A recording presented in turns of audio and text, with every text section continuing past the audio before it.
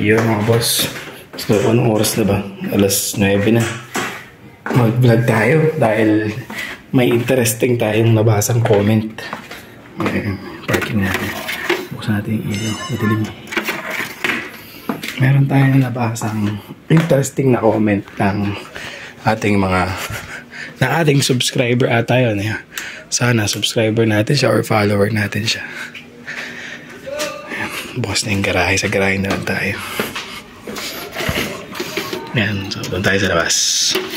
Yan. So, kahit gabing-gabi napatayo tayo dahil sa isang comment dun sa ating vlog. Mainit na mainit. Parang yung panahon ngayon sa Maynila at sa Bulacan, napakainit. Yan. So, dahil dito, sa logo na to, before tayo mag-start, shoutout muna sa mga tropa natin from Cebu ata to. CV San Giorgio, yan bossing. Salamat at updated ka sa mga vlog natin. Big shoutout sa CV San Giorgio. Alam ko mga mga good boy na seaman ba ito mga to or mga tropa natin dyan sa Cebu. So shoutout sa inyo, CV San Giorgio. Yeah, so good evening guys. Sobrang init ngayon. Ito nyo naman. Pa-install na ako ng electric fan sa garahe. Sobrang init ngayon mga tol. Lakas makapangit. Ay, parang itong comment na isa nating bossing. Sobrang init din.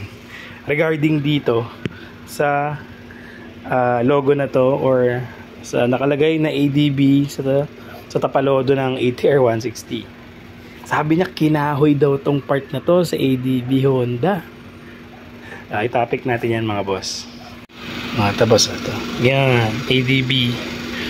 So ito, nakalagay ADB sa ating ATR 160. Unang pa lang napansin ko na yan. Pero it's just a regular ADB lang naman kasi. Ditong scooter na to is adventure scooter. So, explain natin na mas malinaw. Yan, so sabi niya, nakuha na rin niya yung unit niya na ATR 160. And nagulat daw siya kasi kinahoy daw yung ibang parts sa ADB Honda. So syempre medyo extreme yung salitang kinahoy, di ba?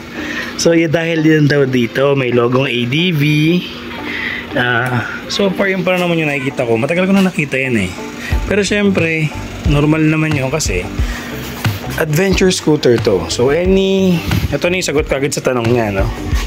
Any brand ng vehicle, sasakyan or ibang motorcycle, once na adventure ang tema ng vehicle, for example itong si ATR 160 naka rim set na yan for adventure, tapos naka inverted suspension na, so basically mas adventure yung setup nito. Kaya, pwede siyang maglagay ng ADV, is short for adventure. Any vehicle naman, pwede maglagay niyan kasi hindi naman yan ang sign ng brand or model, di ba? So, ginamit lang yan ni Honda dahil gusto niya. So, si ATR 160 kasi, pag chinek mo sa Google, sa China, ang pangalan niya is Hong ADV 150. So, type mo sa Google ngayon, boss. Kung nanonood ka currently, type mo HONG ADV 150. Then lalabas to si ATR 160. Diba? So, ito yung adventure scooter nila sa China. So, feeling ko naman, bossing yung sinasabi mo. Feeling ko hindi naman siya kinahoy sa ADV. Kasi, kung tutuusin,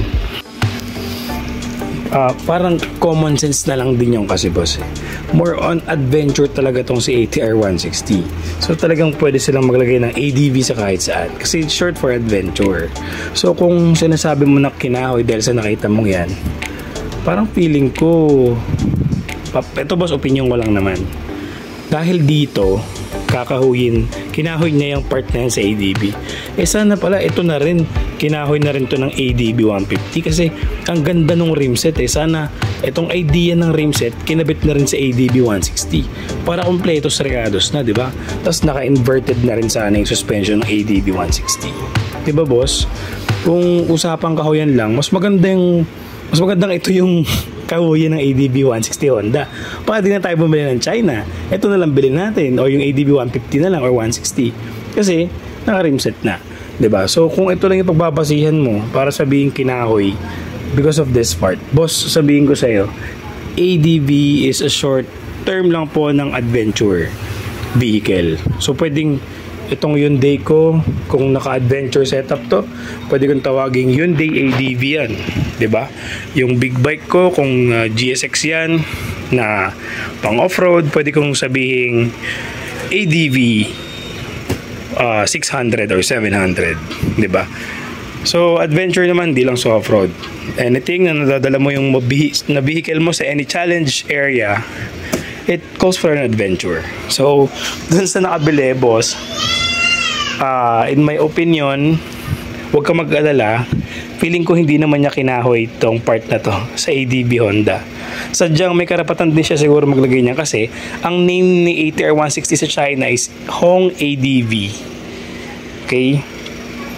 So, feeling ko, boss, and imposible talaga ito lang yung kakahuwi niya sa Honda. Sa specs pa lang, boss, talaga namang mas okay si ATR, 'di ba? So yun. And also kumuha ka din, boss, 'di ba? I suggest kung nagdadalawang isip ka, di ko naman pera yung ginamit sa pambili niyan, I suggest balik mo sa kasa. Sabihin mo, boss, parang kinuha sa ADV 152 or 160 parang kinahoy Doon ka mag-complain sa kasa, boss. Parang feeling ko mas ideal 'yon. Baka mas masagot ka nila ng maigi, 'di ba? Pero ako, yun yung idea ko kasi iba't ibang vehicle na yung nakita ko na may ADV din.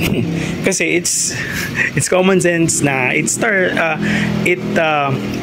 applies for adventure. Adventures vehicle, short for adventure is ADV, 'di ba?